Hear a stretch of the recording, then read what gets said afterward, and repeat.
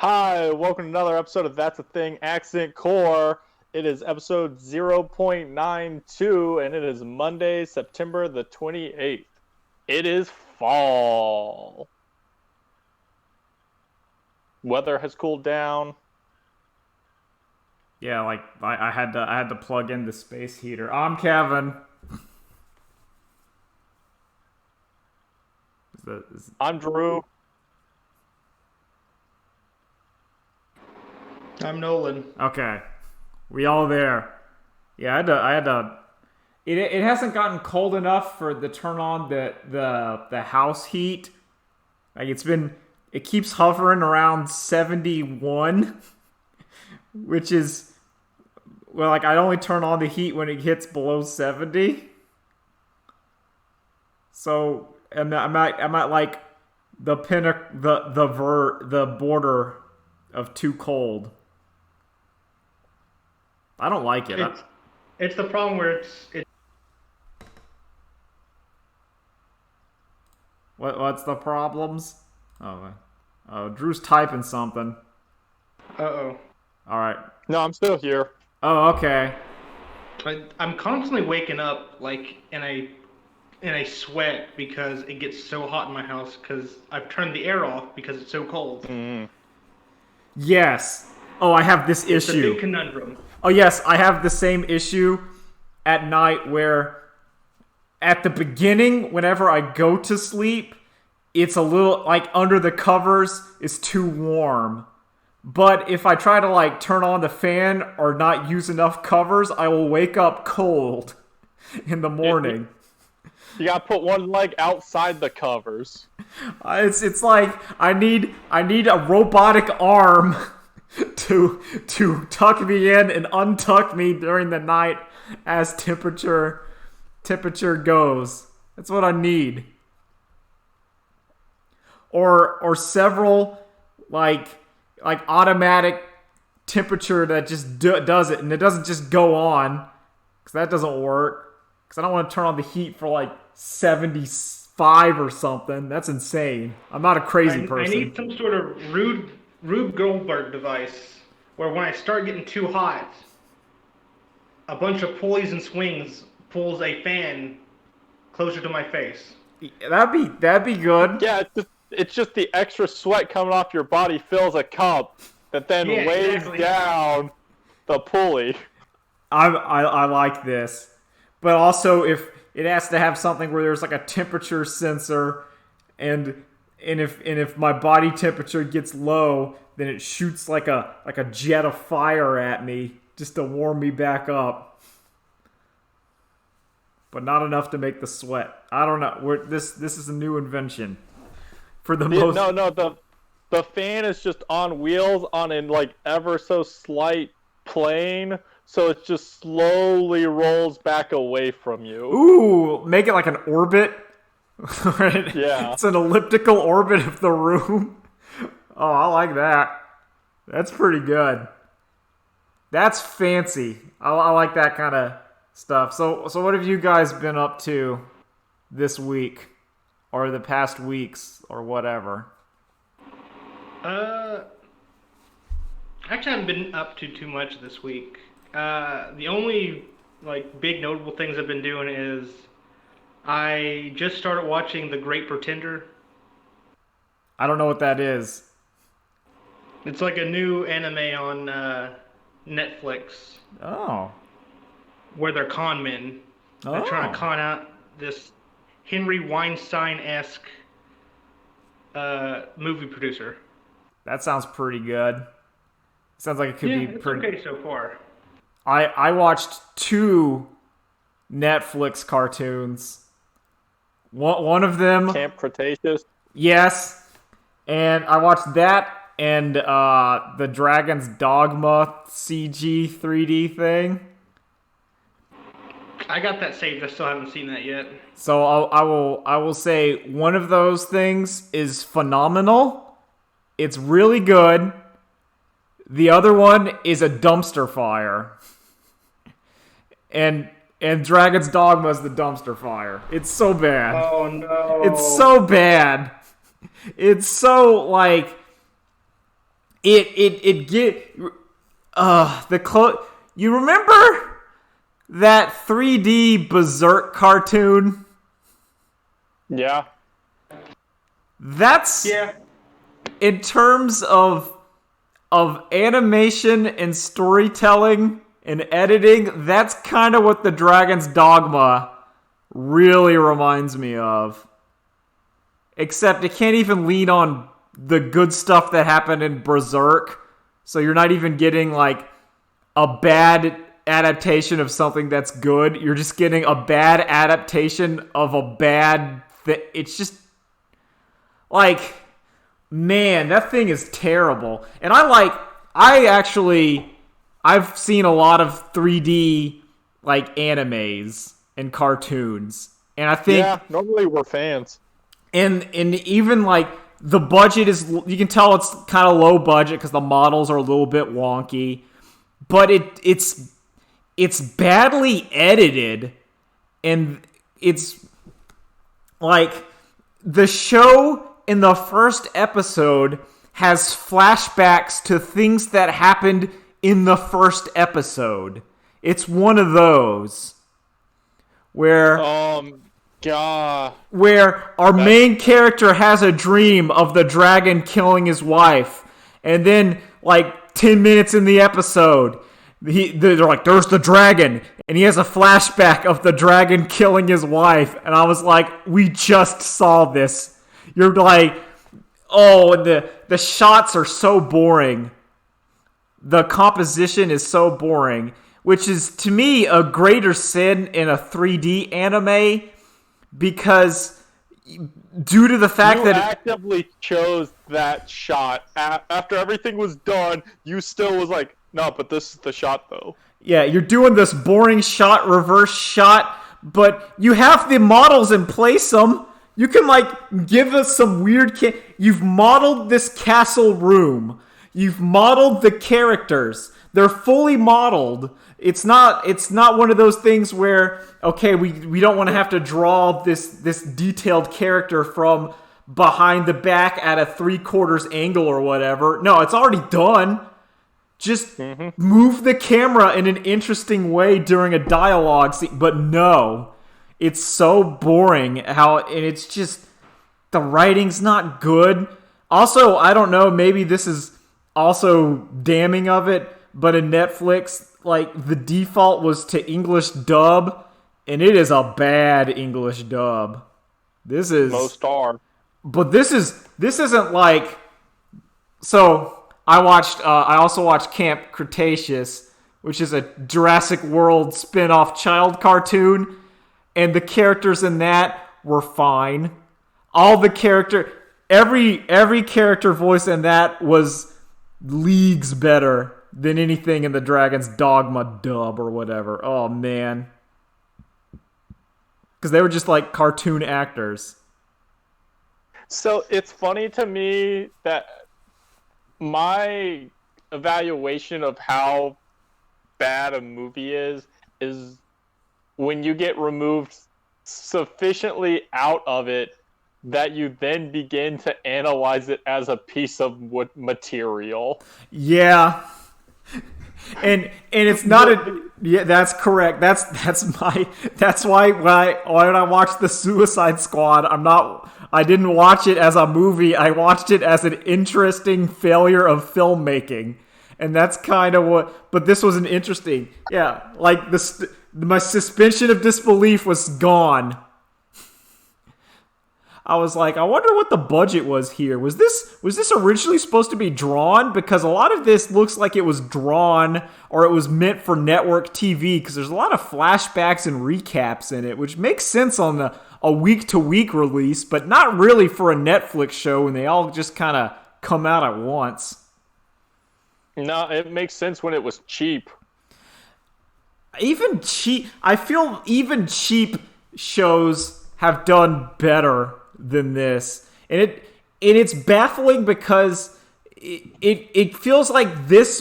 There's two kinds of Netflix things, which is Netflix put money into it and wants to have it, or this thing was a failure and Netflix just bought it up for cheap. This feels Yeah. like the latter, where it's just like, this would have failed everywhere, but because we're Netflix, we just shove it up there, and that turns out it adds to our pile of here's infinite things. But man, terrible. Drew, do you have anything to talk about? Because I'll talk more about Camp Cretaceous. I'll sell that later. I just want to give you and Nolan times to talk, so it's just not me ranting about bad Dragon's Dogma. Let's see. I have watched some more of the new Digimon series, which is still good. Oh. I'm still behind. There's like 16 episodes in, and I'm only on 10. But it went on hiatus whenever, the pandemic first arrived. Yeah, the plague. Yeah. It's weird. TK isn't in the digital world. What? Yeah. All the other kids are there, but TK and Kari are not in the digital world. Are they adults or are they like still children? It's a reboot. Okay, so it's the reboot version of Digimon. Yeah. Okay. It's not like that's Digimon Tri, which I gave up because Tenchi and Tokyo was there, and I don't like Tenchi and Tokyo. Yeah. So I would say at the very least, like, watch the first 3 episodes. What they did is they basically took Digimon the movie. Ooh. And that's the first 3 episodes. I like that. That's a good way to start it, because I think even though learning that Digimon the movie was a hodgepodge of 2-3 different other movies. Yeah, like edited together, I still really like it. Yeah, they took the second one, and that's the one that serves as the intro for this series. Ooh, so you're getting an Omnimon real early. Yeah. I like it. That's pretty good. So anyway, Camp Cretaceous. Camp Cretaceous ruled. I've gone back and forth of Jurassic Park Camp Cretaceous. Is it better or worse than Jurassic World? It's not as good as Jurassic Park, but I keep going back and forth on is it better than Jurassic World? I don't think so, because it has some slight issues. But there could have been so basically Camp Cretaceous, it kind of starts out, I'm just gonna Camp Creation? Yeah, Camp Creation, which is hard not to say due to that song that's still in my brain.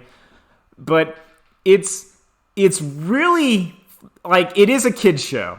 I think first and foremost, it is a kid's show. So your characters are not the deepest. They're fairly one-dimensional. But not in a terrible way, just in like, all right, here's our basic kid. They're intentionally shallow. Yeah, it's because it's meant for kids. It's not, you're not going to have like this well-realized character. You're going to have, here's the kind of mean kid that learns to be nice and trust his friends over the episode, because this show's meant for children. Yeah. But what it does is it does some really interesting things. I respect that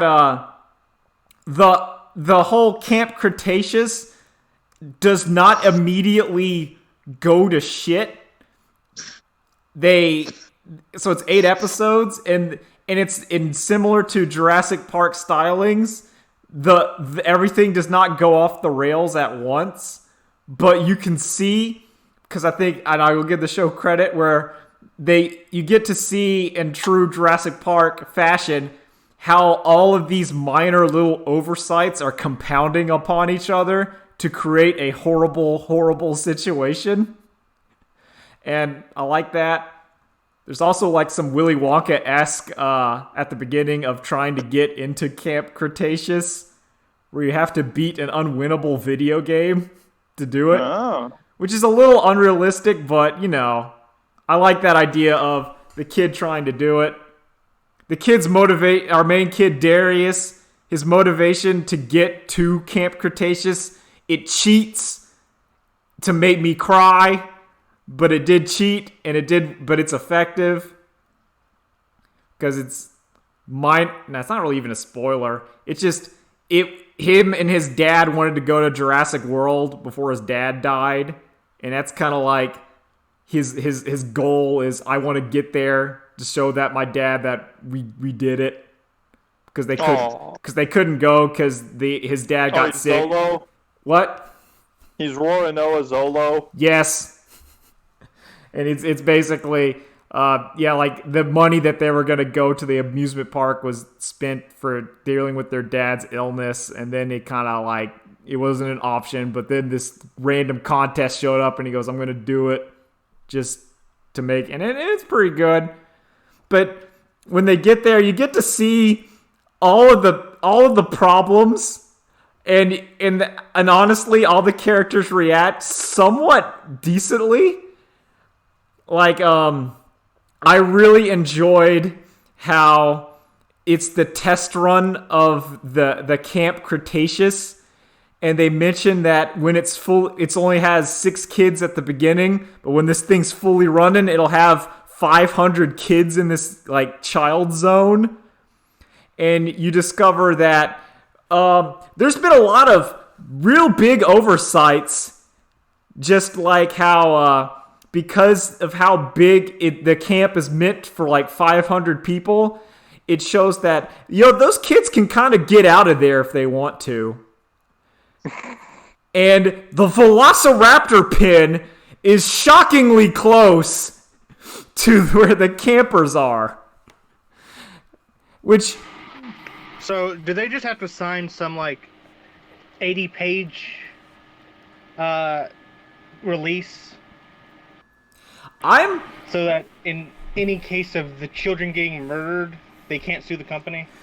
There's probably a standard release form that you'd make for a just any kind of camp, but I want to see that episode. Oh, where there's 8 lawyers talking down to this kid, explaining how if anything happens to them, it's not their fault. So whatever, they just give the parents the contract, and the parent doesn't read it and then signs it. Yeah, because it's just but they're I can get my kid out of the house? Oh, I'll take it. But what you do see, and what the show does that's really smart. So episode 1 is the kids kind of go to camp and they want to sneak out and go, because obviously you're in a dinosaur park and they want to look at dinosaurs. So they go to one of the nearby enclosures, which is the fucking Velociraptor pin.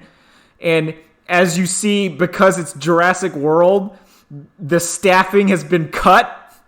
And they mentioned that, how the staffing has been cut. So there's not a lot of people guarding the Velociraptor pin at 2 a.m. Because normally, who cares? No one's going to be there at 2 a.m. But then they didn't get the memo that the campers are there. So you got to have dudes around the vault. So the kids getting the shenanigans around there. And then after that gets resolved, the camp counselors are calling up the main people and saying, we either need more counselors here, because there's 2 counselors for 6 kids. They're we need double counselors, or we got to send these kids home immediately. And the corporate is nah, it's fine though. So is there a serious counselor and a goofy, incompetent counselor? Yes, but the goofy, incompetent counselor also is more he's more there's the fun counselor and the serious counselor, but both of them are somewhat competent. They're not bumbling, because they both agree we have to get these kids out of here. But they're also it's kind of our job, and it's really fascinating, and it shows sort of they set up how Jurassic World fell apart. Because it was trying to do too much, and corporate just kept saying, but more money, though. And just kept cutting stuff back. And it shows, the show does take place during the first Jurassic World movie. You see Jurassic World happen in the background sometimes, and I think that's when it's really cool. So I do have a headcanon. And the headcanon, it's just not actual canon, but it made the show infinitely more enjoyable. Maybe another cheating. So you got your standard group of campers. You have our main character Darius. You have kind of like rich snobby kid, YouTuber, cowgirl, athletic girl, and then kind of nebbish weenie child. And the nebbish weenie child has the same voice actor as Jeff from Clarence. And he kind of looks like Jeff from Clarence in that 3D DreamWorks style. So my headcanon was Jeff from Clarence got sent to Jurassic World.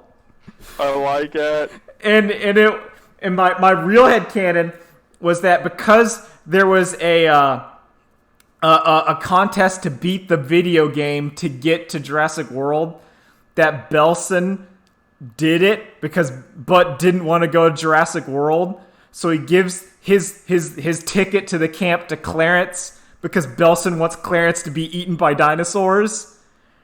But Clarence, because he's a good friend, he gives it to Jeff because Jeff really likes dinosaurs and wanted to go. And the Clarence prequel episode ends with, I hope Jeff's going to have a great time, and then it hard cuts to him being chased by the big T-Rex. And it's really good. And I think the show's biggest problem, though, is that it sets up for a sequel. So it doesn't quite end. It's 8 episodes, and if it did end, I would have given it a 9 out of 10 highly recommendation. But it felt like the writing staff was told, we have to leave this open for a sequel series or whatever to get that sweet, sweet Netflix and Universal and Jurassic Park money. And that sort of hurts it because it is a kid's show. These characters aren't really... They're not developed or deep enough to hold 2 seasons. They can hold 8 episodes, but not really... There's not a lot going on there.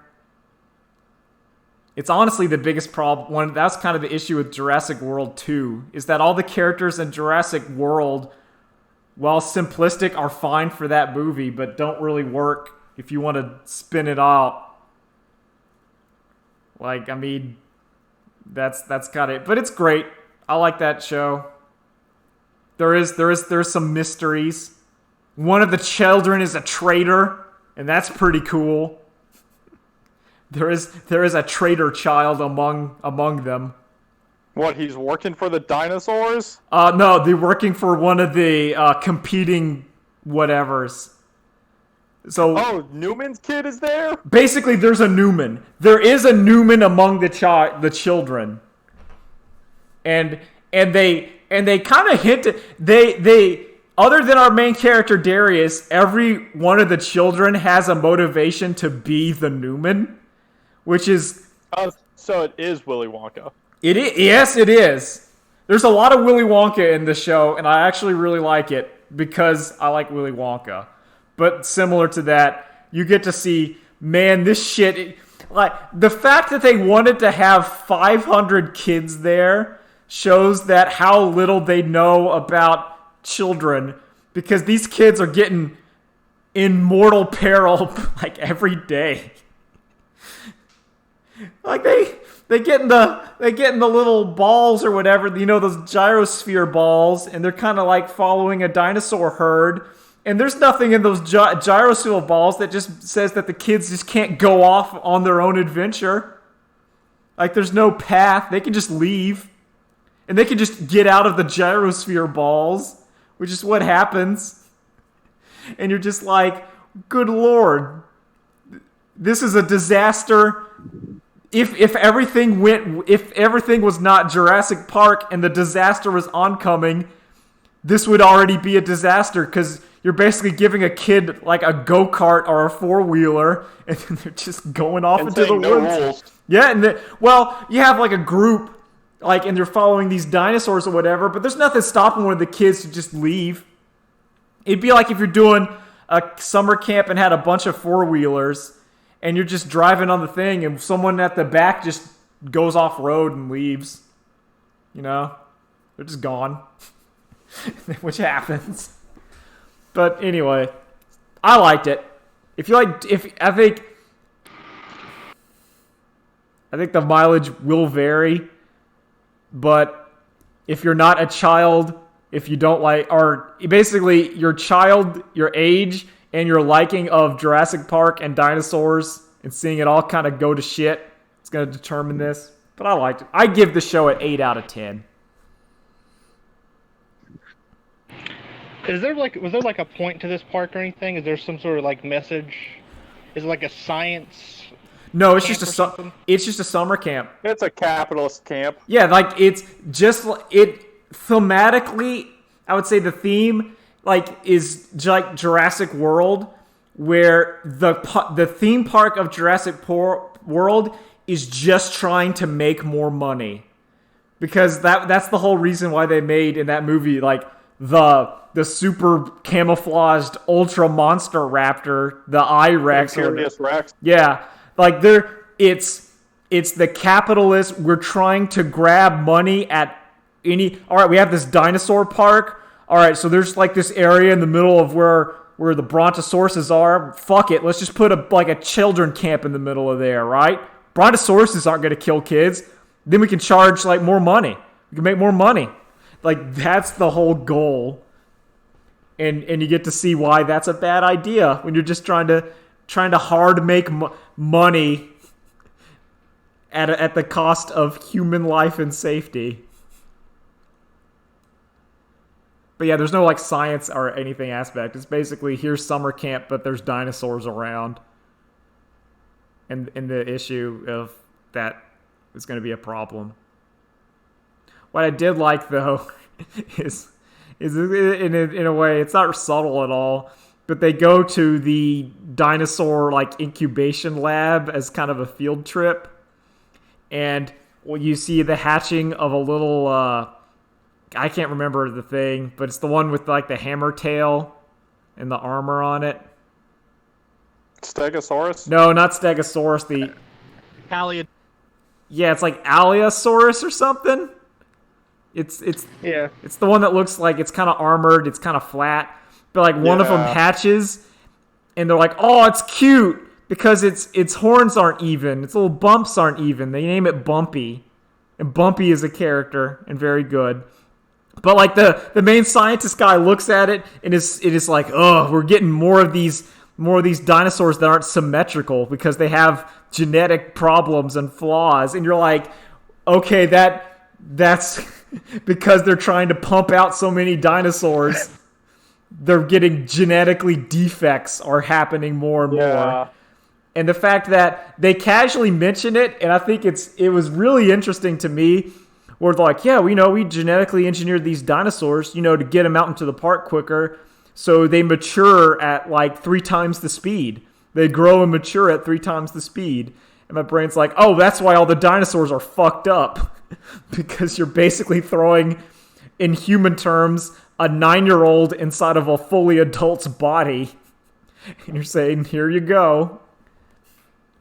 Because as we've seen with like the velociraptors, those dinosaurs range in intelligence from very stupid to pretty smart.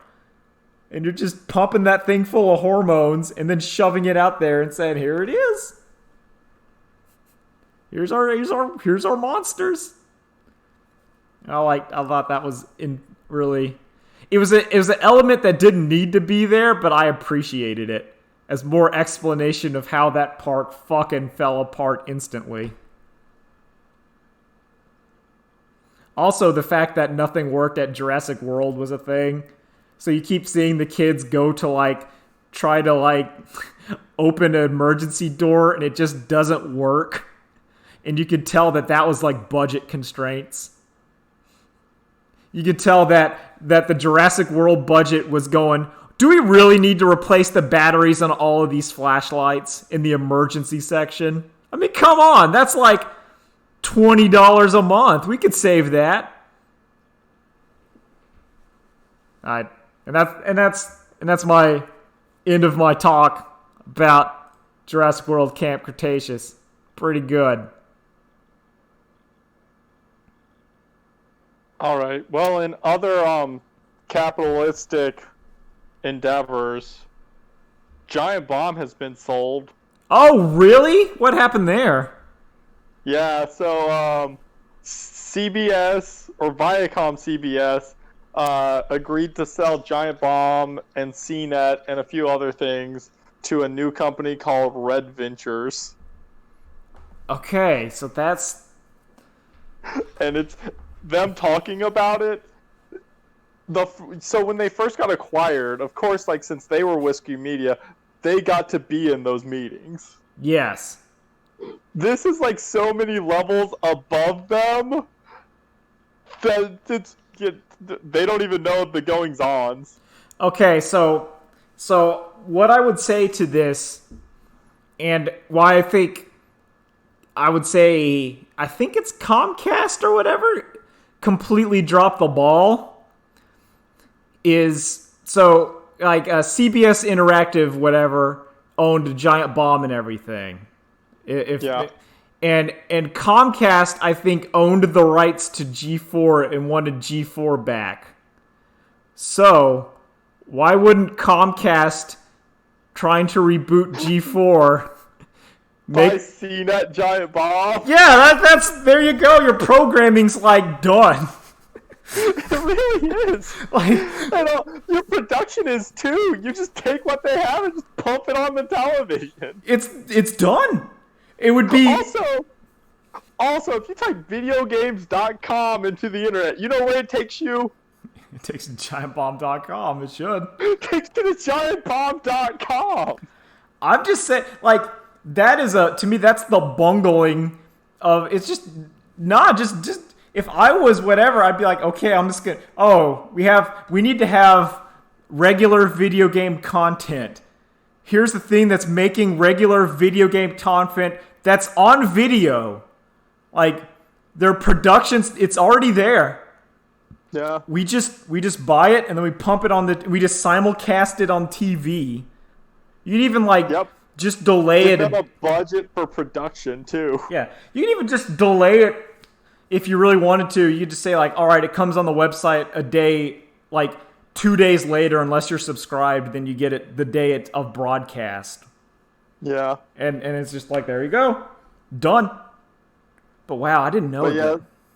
Yeah, so it's a lot of fun of them not knowing about all their stuff that's at the studio. Yeah, that's bizarre. Wow, I didn't know that at all. Yeah. I guess there's a lot of corporate actions. Like, I don't think we talked about Microsoft buying Bethesda either. Yeah. Oh yeah. Where Microsoft just says, we're just going to buy it. All that made me think of, I'm so conflicted. So the Giant Bomb thing feels like, it makes me feel like at some point they're going to get all laid off and then they're going to have to remake Giant Bomb again with just a new name. Yeah. Like I'm sure they're aware that they're like, oh god, at some point within 6 months, Red Media or whatever is going to sell off everything, dissolved, and then we're going to have to make a website. And it's just gonna be the exact same thing, and then we're gonna get bought by CBS Interactive again. Finally, the time for arrow pointing down media. We'll return arrow pointing down. But yeah, it's to me like the Microsoft thing. On the one hand, I think it's good because Bethesda. So ZeniMax Bethesda is really shitty. It's really shitty. And while Microsoft is a megacorp and is shitty, I don't think they're as shitty as ZeniMax, but I still don't like megacorps buying everything. I really don't like that. It's like, it's kind of, it's a weird, bad feeling in my stomach when you see everything consolidating around stuff. I don't like it. Even if it means that the games will probably be better. Like, honestly, all of the Bethesda games will probably be better with Microsoft funding and actually doing shit. But man, I don't like, I don't know.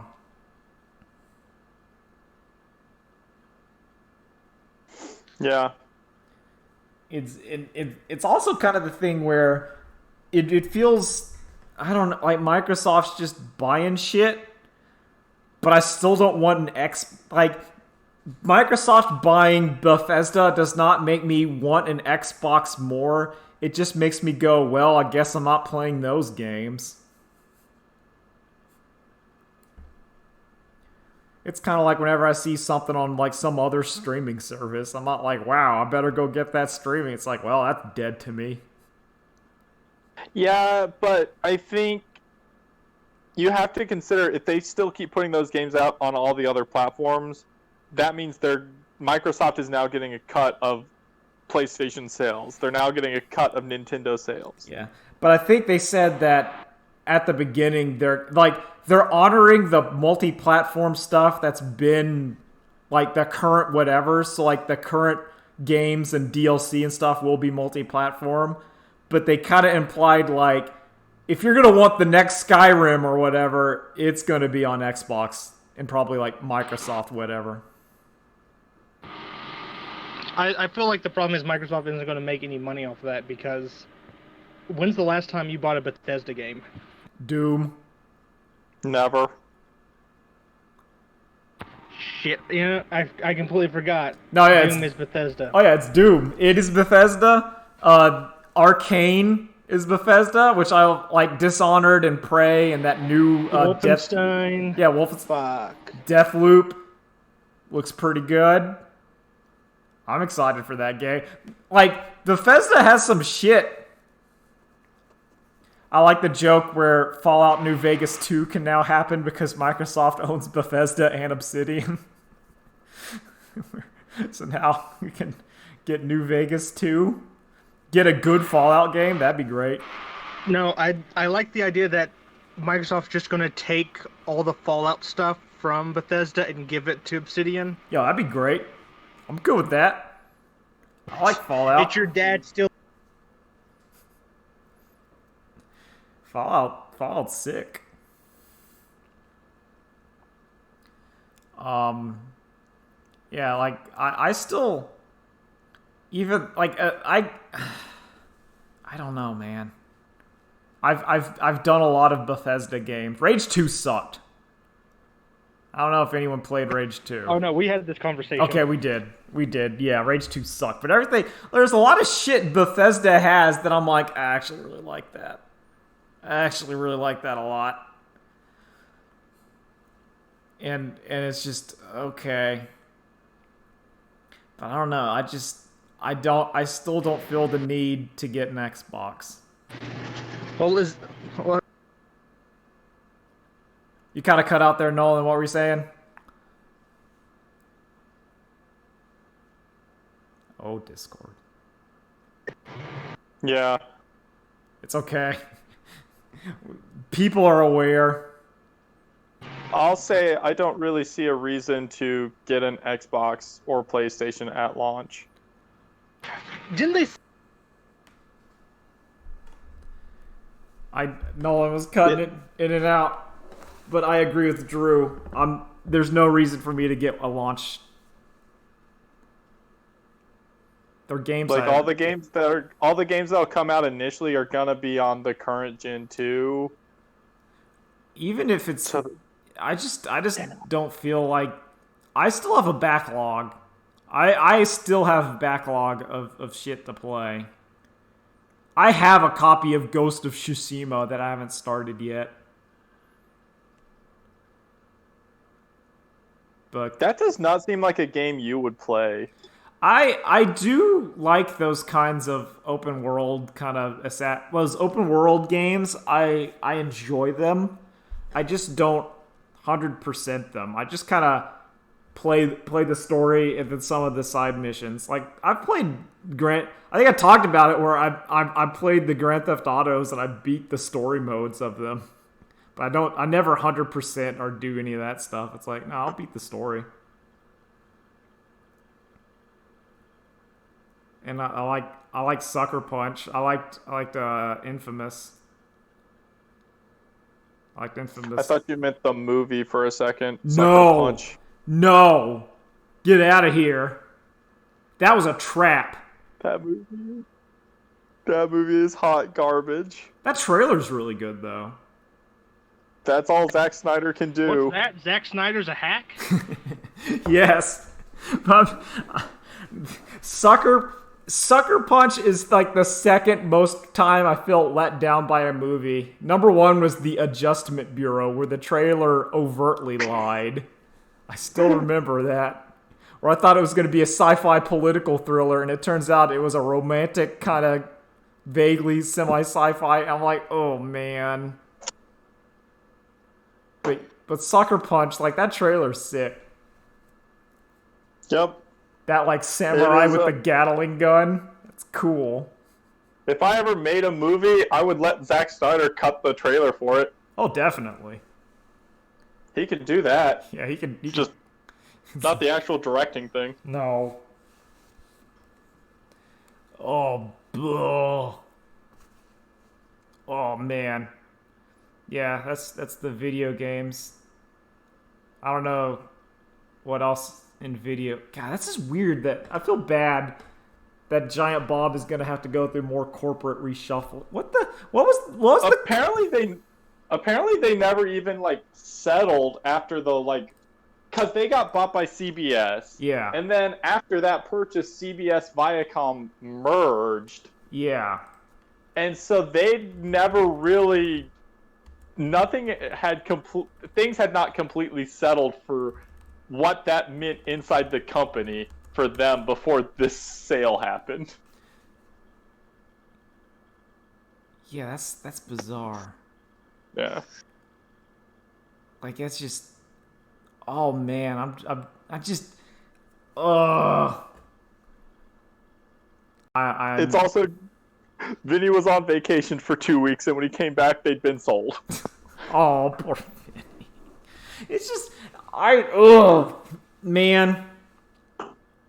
I don't like late stage capitalism. I really don't like it. It sucks. No, unregulated is how we should actually say. I hate unregulated capitalism. That's true. Because I'll admit, and this is my deepest sin, is that late 80s / early 90s capitalism I fucking love. And maybe capitalism's the not right word, but like the idea of like when Toys R Us existed, like I fucking love that shit. And I love like the fast food when it was like, oh man, look, it's all great. And then it just kind of, as things continued, everything, it's the hardest feel. Yeah, it's when it's like that's the era where Reagan had just unregulated everything. Yeah. And so all the giant businesses were suddenly trying to figure out exactly how best to capture the market. It's that trial and error stage that's always the best point of anything, because things have just not been solved yet. But as soon as they get solved, it's okay. Now here's what we do. Now we just buy this company, rip it to pieces, and sell off the parts. And it's like, because it's this feeling I get where it's the idea where you have the mom and pop shop, and then you have. It's like, they're getting pushed out by Toys R Us and Barnes and Noble and whatever. Oh, God, stupid Windows. You're still here. Okay. So because I clicked on a wrong thing trying to open up a web browser, I accidentally clicked on the photos, and then Windows decided during my podcast that, I think I'm just going to start installing the Photos app, window, whatever. I'm like, ugh. Windows Photos is the worst piece of garbage they have done. Photo Viewer was light and useful and did its job. I agree. And still in the code for Windows. They've just put a lock on it so you can't access it. They do that. Oh, okay. So even though we talked about Microsoft, but there's so much shit in Windows that I hate. The Windows MP3 media player Sucks. it's heinous. It used to be fine. It used to just work. Yeah. Like you click on it. I don't know.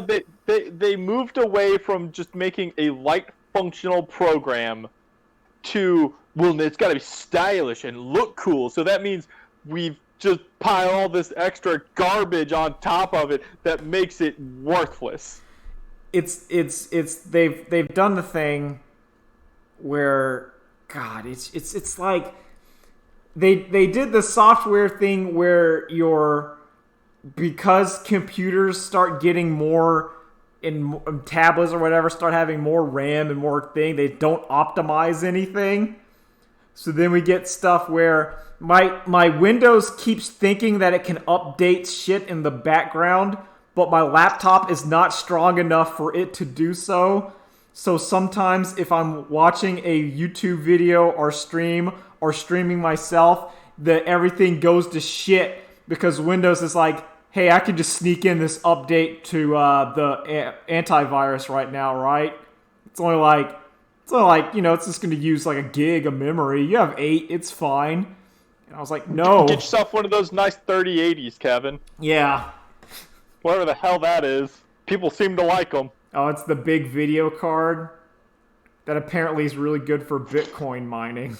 So, yeah, that's also it's okay. So we can use that to transition back to the horrors of unregulated capitalism, where every company figured out instead of trying to be better than the competition, all we have to do is go for the monopoly and just undercut and purchase and do whatever we can so we can get the monopoly.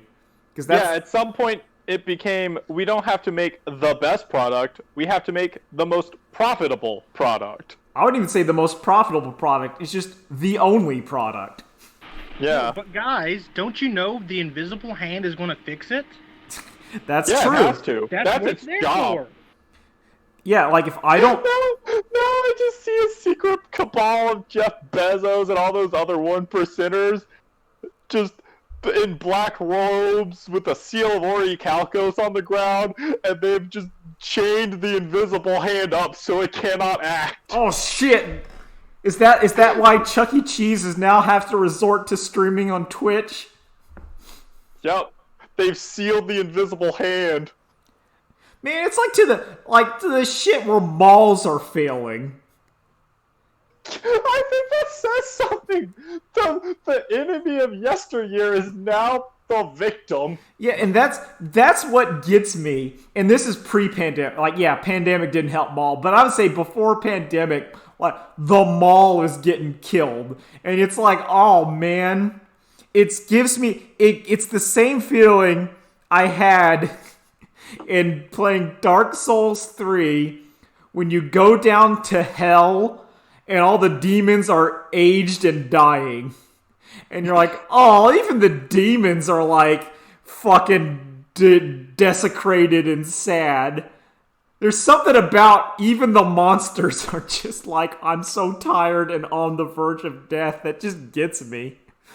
It's like, I'm expecting you guys to kind of be okay, but you're just like, please, I'm so tired. It's like, oh. Yeah. It makes me think of people in the old days went, well, I don't know, I have to walk up between all these stores. The mall, all the stores are inside. It's like, I'm already at the store. And now it's turned into, well, I don't know, if I go to the mall, I gotta walk to all those stores. Walmart's just one store. And eventually it's like, well, why would I go to Walmart when I can just click on Amazon and get the TV sent to my house? There we go. And you're just like, oh man. It's just, yep. It's that level. It's so, like near the mall, they're building more kind of condo-y things. And I keep seeing around our town more and more condos keep getting built. and my brain goes, where are all these condos getting sold? Like, what? I can't fathom what's going on. Am I missing something? I don't know, but Johnson City is like a seller's market right now. Yeah, like I think it's old people retiring to JC.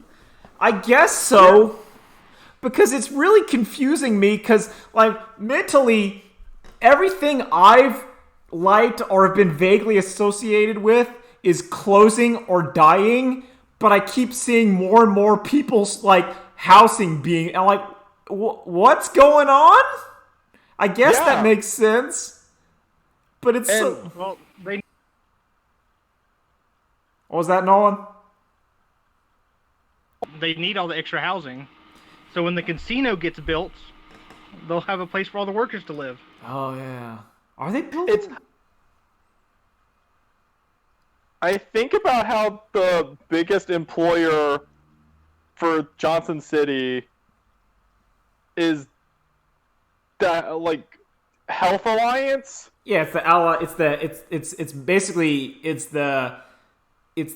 Hospital monopoly. yeah, it's the VA and it's the hospitals and it's like the med tech stuff basically. And it's like, okay, so all these people are here to provide health care to themselves, I guess? That's what's bizarre. I don't get it.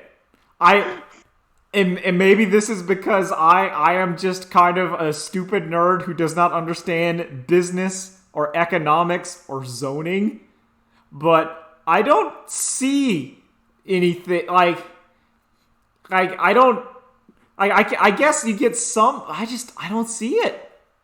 There's like 3 blocks downtown of kind of stuff to maybe do once.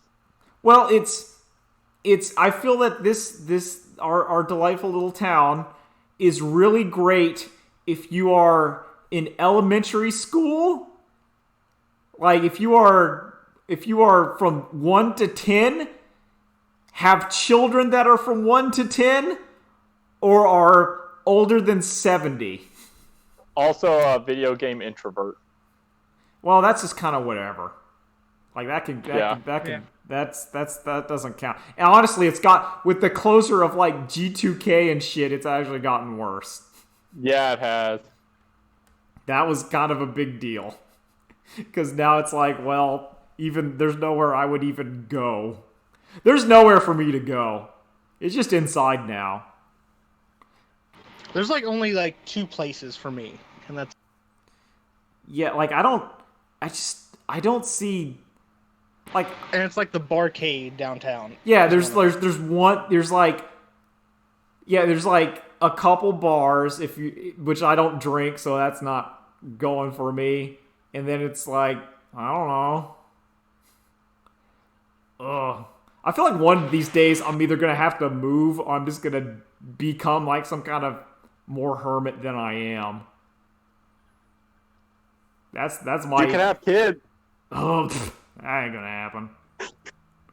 Listen, I've seen my comic and my hairline. That's off the table. You know, I don't know. This is also just recent news as well. With the introduction of our university's new esports team, you might have more places like that pop up. That's true. Like G2K. That's true. Oh, what is it? Is it Dotas and LOLs? I think it's League and Overwatch. Oh, Overwatch? I was They're surprised still too. trying to make. No, they're pumping money. Overwatch is so. But it's not successful. I'll agree they're pumping money into Overwatch, It's but Blizzard. it's They not. have infinite money. I don't know, man. I don't think they do. I think a lot of there's it's part of the esport bubble. It's everything thinks that if they can get the monopoly on esports, they can do it.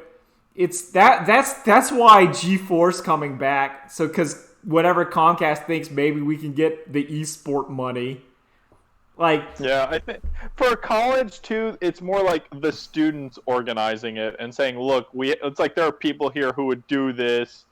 And then to the college, it's like, well, this is another like attractive package to put on for prospective students. yeah, I just feel Kids like, love the devil. listen, kids, sports makes a lot of money.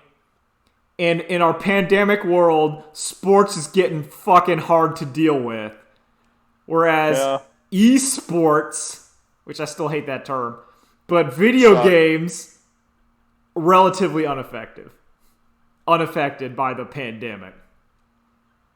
I think the League of Legends like championship series took like it was like 3 weeks, and they just set everything up, and they're like, yeah, we're just going along. Like, Yeah. we just resumed. It's not in public anymore, but like all the matches are being played, and you can see it. We're just streaming them. Yeah, Like always. and it's one of those. If you, I feel like if like the best term to put it is like football nerds, people that really love football. Yeah, sports football and, like, nerds. Yeah. crap, if they have no other choice, they might love League of Legends and crap like that. it's the one of the things I would say, and it's the video games as a watchable medium. It's their hugest problem. There's too much UI. Well, it's you don't know what's going on Not. unless you've played it at least once, sometimes twice. I remember when Monster Hunter World came out, and I was at a friend's place, and he was playing it, and the UI was overwhelming to me. Well, yeah, and it's like trying. I don't understand why fighting games don't get more of a push, because they are so simple to understand. Yeah, I think it. I don't know. That's an eternal question. Yeah. Fighting games has that like real easy like entry level, but the real fun of it, and especially watching it, comes once you know like tech. Yeah. Yeah, it's still complicated. It's in baseball. If the man hits the ball out of the park, it's a home run.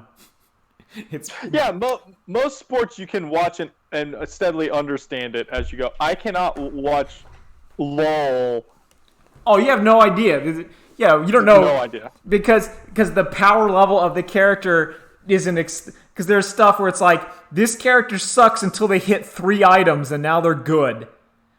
It's not like you're not watching Lamar Jackson and you're going, okay, when Lamar Jackson hits the 3rd quarter and he hits level 16, then his rush game gets unstoppable because of his talent choices.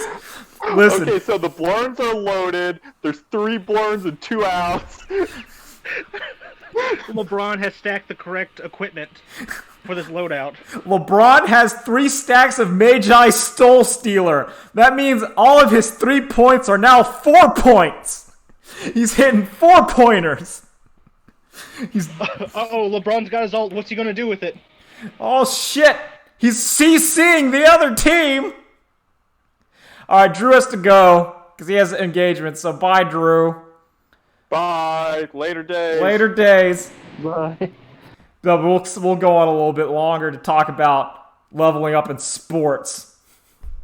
Yeah, and that's video games honestly problem. Like, I like Magic the Gathering a lot, and I've watched Magic the Gathering. If you don't know what Magic the Gathering is, it's unwatchable. Magic is unwatchable if you do not understand. Like, you can't casually watch it and go like, what the hell is happening? Even poker is way more understandable because you can tell that this man has 2 aces and the other guy has 2 kings, and now they're bluffing. But man, yeah, that's the problem. I don't know how to solve it either. You'd have to make a game that's meant to be watched. It's more fun to watch than to play. Which I guess is like Fall Guys and Among Us, maybe? Did Discord die? Who knows? I think it did. I don't know. Oh, no, it's still going. Okay.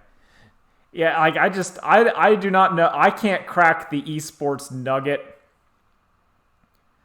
I still think, and it's part of my goal. I do think that the tabletop role playing nugget has been solved with U Realms, which is why I want to steal the format and make it my Oh own. yeah. I think that is solved, and it's solved such a way that I've never seen other people do it. But it's just I don't know. I'm worried because at some point I'm gonna have to. I think it's coming soon. I might actually have Here's to. the thing. Oh, you go. You cut out there for a bit, Nolan. thought like the best like replacement for it would just be, like Madden or something, but that doesn't work either. Yeah, it's not because I think like a lot of what makes sports, in my opinion, interesting is it's the combination of athleticism and strategy. Where like in football, you can make a good play, but if you have like a really good running back, you can just run through it, and then it's like, oh man, you can tell. Whereas in Madden, that's less so, where the athleticism isn't really there. It's like Tom Brady, like you pick Patrick Mahomes, and he's just gonna throw the ball, and it's just gonna kind of go there because you as the controller can see all the field really easily, whereas he can't because he's on eye level, so making a long throw is harder. Whereas as the player, you're like, yeah, I got a guy open in the backfield, I can throw to him. But What if this may just be for the future? mm-hmm.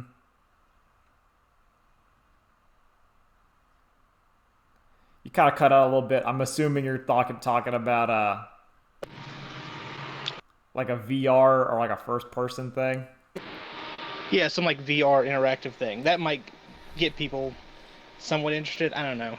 I think it's you're I think there's just some puzzle pieces missing here that we haven't filled in yet. yeah, and I think some of it is it's kind of like I agree with you. I think there's like two or three pieces removed from it.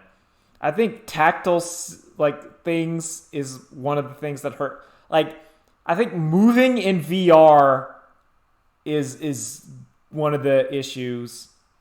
It's why it's kind of like people not getting motion sick or it's the even though like the Ready Player One it gets shit on as well as should, but the fact that you can put on your VR suit and kind of go to the VR world, I think you need that before you can start heavily going to VR instead of being like, all right, I put on my helmet and now I'm in VR chat looking at the anime ladies. But I don't know. If you in the comments can fix esports or or make that work, then you should probably keep that to yourselves and make a lot of money. But yeah, I'm done. Rest in peace, malls. I'll always remember the mall. Now the mall is dead. Later days. Oh god, I gotta. I didn't hit. I didn't hit record. I didn't stop the recording. Now I did. Bye.